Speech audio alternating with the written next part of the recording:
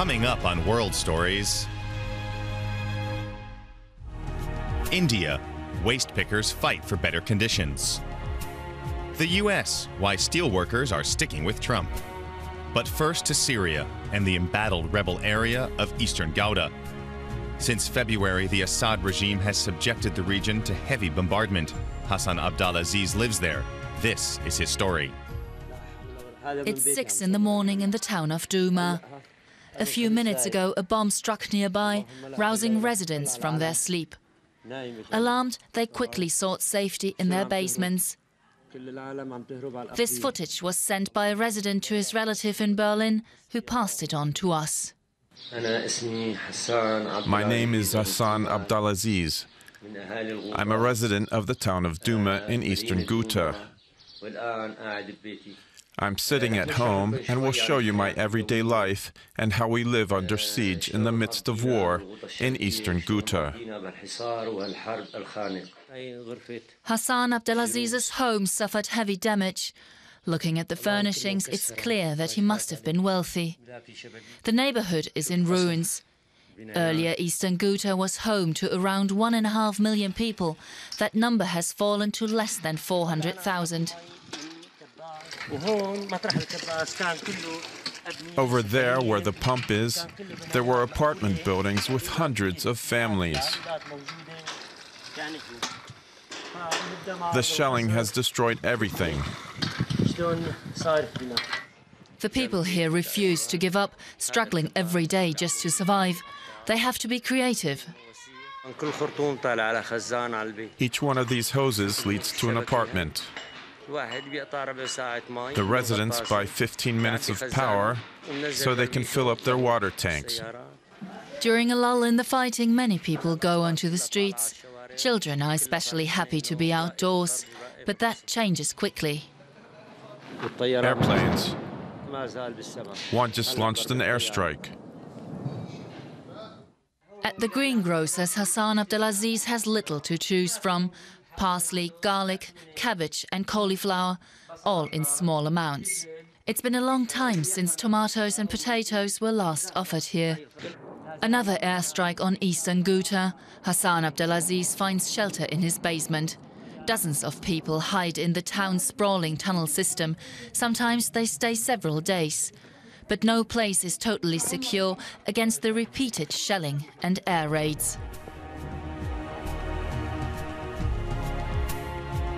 In all walks of life, women in India face discrimination on a daily basis. And the lower down the caste system you find yourself, the worse it becomes. But some refuse to be cowed and are fighting for their rights, like Hausa Sasne, a waste picker from Pune. Hausa Sasne is known as the auntie of garbage in this slum in Pune, and she's got plenty of work to do. Her job is to go from door to door to pick and sort trash. Like most waste pickers, Hausa is from India's Dalit or untouchable community who face widespread prejudice and marginalization. She started rag picking when she was a teenager more than 30 years ago. For a long time, city officials and residents harassed Hausa, and she toiled in filthy, unsanitary conditions. That changed 9 years ago when Hausa joined a cooperative of waste pickers called Swachh. It struck a deal with city authorities to get the rights to collecting the city's garbage. Earlier, there was so much discrimination. We couldn't even use public taps to drink water. People used to call us thieves. Now there's been a huge change. People let us into their homes to get the garbage. Some even offer us a glass of water. We provide a professional service. In return, we get respect.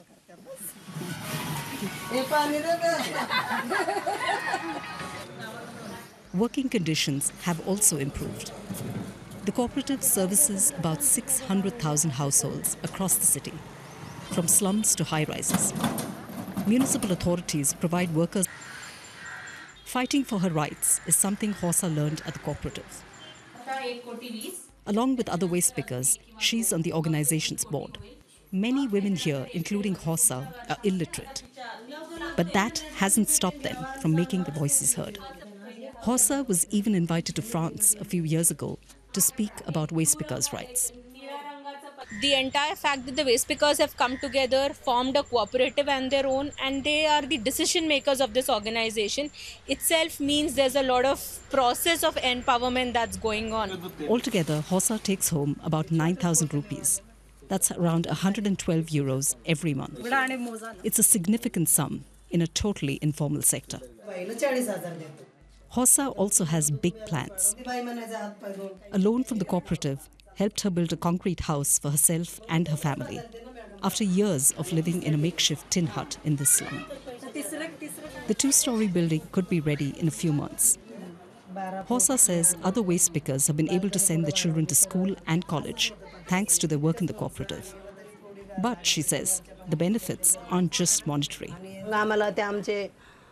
After years of organising protests and fighting for our rights, I've learned to overcome fear. I'm self-confident now. I've come so far.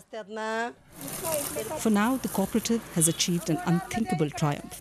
Women from the lowest caste are pushing for their rights and cleaning the city with a sense of dignity and purpose. Pennsylvania, on the east coast of the United States, was once the heartland of the American steel industry. But over the years, many mills have closed their doors and thousands of jobs have been lost. President Donald Trump says tariffs on foreign steel is the answer and that he can save the Rust Belt. Valley Steel Service Center, a family business owned by Chris Pagani. The company sells a variety of steel products tailor-made for customers in the region. Products that will soon cost more because of President Trump's import tariffs. In the short term, they're going to create higher prices. Those higher prices will get transferred down to my customers, just right down the line. Like many others, Chris is concerned about rising prices and a potential steel shortage. And still, he is convinced President Trump made the right decision. I'm happy that it's going to happen, yeah, absolutely. It's going to boost domestic production, and it'll put people to work in this area. I think 2 plants already are slated to come back online, and that's not bad, you know? So I'm happy that it's happening in the long run. Chris Pagani grew up in this region that used to be the heart of the American steel industry. People here still hold that tradition dear, he says.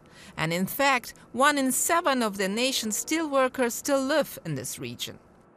One of them is Scott Sorich. As the president of the local unit of the United Steelworkers Union in West Mifflin, he has been calling for tariffs on foreign steel for decades. His dream came true when he was invited to the White House. And they says, well, you guys are going to be lined up behind the president. And I said, nah, I can't. There's no way I'm going to be standing behind the president. Maybe outside of the White House or something, but so they put it together and they put a plan together and it happened. And I'm going to tell you something. I was so excited. I was in awe. You know what I mean? What a great honor. I was so humbled. Scott doesn't believe that the tariffs will necessarily lead to a trade war and eventually harm other industries in the U.S. If you buy a car and you buy an appliance, how often do you buy it? And as a consumer, knowing that it's going to go up a couple dollars on steel, pennies a pound, and maybe it'll be a couple $100 tops on a car, knowing that it'll stimulate the economy as far as in our area, you know, and create jobs, and it's doing something positive. Who could argue that fact?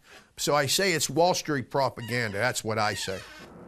The steelworkers in Pennsylvania do not expect miracles, but they say they are grateful that at last someone in Washington has taken up their concerns and is trying to save their industry. Last month's Florida school shooting also shocked students and teachers here in Germany. DW's reporter visited a school near the city of Dortmund in the Ruhr Valley to watch a training course designed to prepare pupils for the worst-case scenario.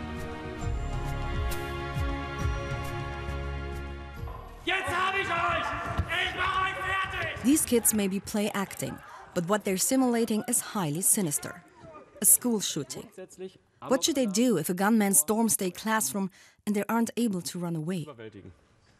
Fight back, say these teachers. That's what this grade 7 class is practicing. They're being taught that together they can overrun an attacker.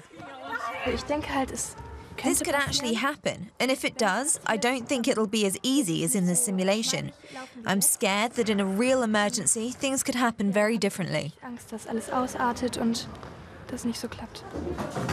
Learning how to barricade themselves into a classroom is also an important part of the exercise. Students know when they hear a fire alarm, they have to run outside. In the event of an attack, it's the exact opposite. That's what trainer Heinz Kraft is trying to make clear.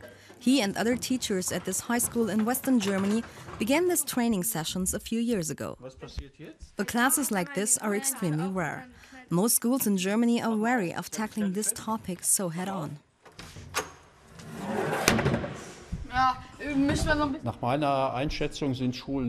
I don't think schools here are prepared. Attacks are a taboo subject. There are training sessions for teachers, but generally there's a reluctance to train and educate the students. Mainly, I think, because schools don't want to unsettle them. The likelihood of a school shooting in Germany is relatively low, but that doesn't stop it from being on these students' minds, especially after the latest tragedy at a high school in Florida. It's pretty crazy what's happening in the US with the guns and everything. I think it's good that it's not so easy to get a gun here in Germany. I think we probably feel very different here because gun laws are much stricter and people can't just get hold of a weapon. Everybody here hopes they'll never have to put what they've learned into practice. But knowing they're prepared is enough to put many of these students' minds at ease.